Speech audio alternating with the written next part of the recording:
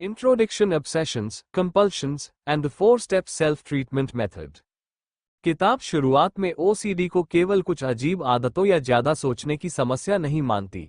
लेखक बताते हैं कि जब अनवांटेड थॉट्स इतने इंट्रूसिव हो जाएं कि व्यक्ति की इच्छा के विरुद्ध बार बार आने लगे और उनसे छुटकारा पाने के लिए व्यक्ति रिपेटिटिव रिचुअल्स करने लगे, तब यह ऑब्सेसिव कंपल्सिव डिसऑर्डर ओसीडी हो सकता है।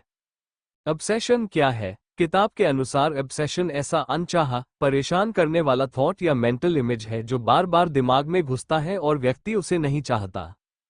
उदाहरण के लिए, मेरे हाथ कंटामिनेटेड है, शायद मैंने किसी को नुकसान पहुंचा दिया। अगर मैंने ये काम सही तरीके से नहीं किया तो कुछ बुरा हो जाएगा।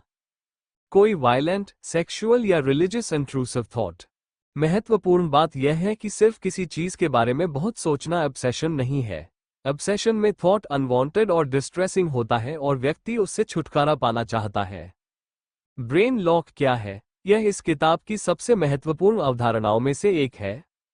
लेखक ओसीडी को ऐसे समझाते हैं जैसे दिमाग की ऑटोमेटिक ट्रांसमिशन एक गियर में फंस गई हो। सामान्य स्थिति में थॉट आया, ब्रेन ने उसे प्रोसेस किया, थॉट चला गया, अगला थॉट आया।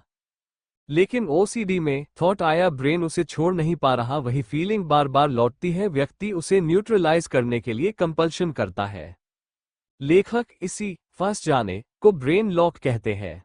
कंपल्शन क्या है? कंपल्शन वो रिपेटिटिव बिहेवियर है जिसे व्यक्ति ऑब्सेशन से पैदा हुई एंग्जाइटी या अनकंफर्टेबल फीलिंग को कम करने के लिए करता है। जैसे, शायद दरवाजा खुला है, बार बार लॉक चेक करना।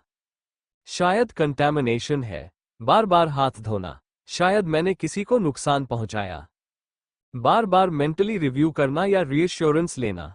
समस्या यह है कि कंपल्शन थोड़ी देर के लिए राहत दे सकती है, लेकिन लंबे समय में ओसीडी साइकिल को और मजबूत करती है।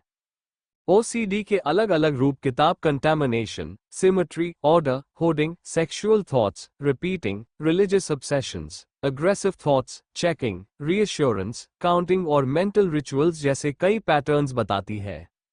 यानी ओसीडी का कंटेंट अलग अलग हो सकता है, लेकिन अंडरलाइंग प्रॉब्लम बार बार इंट्रूसिव थॉट्स, अर्जेस और उनसे निपटने की कंपल्सिव रिस्पॉन्स हो सकती है। किताब का मुख्य समाधान 4 स्टेप्स। यहीं से किताब का सबसे महत्वपूर्ण हिस्सा शुरू होता है। लेखक 4 स्टेप्स देते हैं। 1.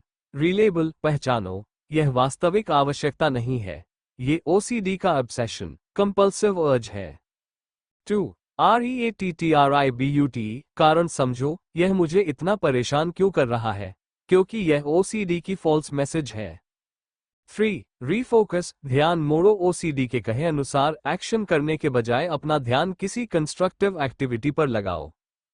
4. रिवैल्यू, महत्व घटाओ, धीरे धीरे ओसीडी थॉट्स और अर्जेस को उतना महत्व देना बंद करो।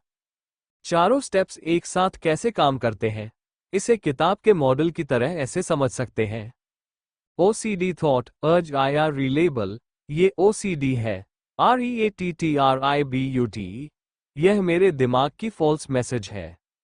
रीफोकस, मैं इसके कहने पर रिचुअल नहीं करूंगा, अपना काम जारी रखूंगा। रिवैल्यू, इस थॉट, अर्ज की कोई विशेष अथॉरिटी नहीं है। किताब के अनुसार सबसे कठिन काम रीफोकस में होता है, यानी अर्ज के बावजूद अपने बिहेवियर को दूसरी दिशा में ले जाना। एक बहुत महत्वपूर्ण बात किताब साफ करती है कि 4 स्टेप्स का उद्देश्य यह नहीं है कि ग्रेटर दैन, थॉट आया और तुरंत गायब हो गया। शुरुआत में थॉट्स और अर्जेस बने रह सकते हैं। लक्ष्य है थॉट को कंट्रोल करना नहीं, उसके प्रति अपनी रिस्पॉन्स को कंट्रोल करना। इसीलिए किताब का एक केंद्रीय विचार है, it's not how you feel but what you do that counts. अर्थात केवल अनकंफर्टेबल फीलिंग देखकर अपना बिहेवियर तय मत करो, आप क्या करते हैं वो ज्यादा महत्वपूर्ण है। इंट्रोडक्शन की सबसे महत्वपूर्ण सीख। पूरे इंट्रोडक्शन को संक्षेप में रखें तो किताब कहती है, ओसीडी आपको एक फॉल्स अलार्म देता है, आप उस अलार्म को सच मानकर रिचुअल करते हैं। रिचुअल थोड़ी देर राहत देता है, फिर ओसीडी और मजबूत होकर वापस आता है। 4 स्टेप मेथड इस साइकिल में आपकी रिस्पॉन्स बदलने की कोशिश है। रिलेबल, रीएट्रिब्यूट, रीफोकस, रिवैल्यू और किताब का मूल संदेश, बिहेवियर बदलो, ब्रेन लॉक खोलो। अगला हिस्सा पार्ट आई, द 4 स्टेप्स, फिर chapter 1। Step 1, reliable, it's not me, it's my OCD है।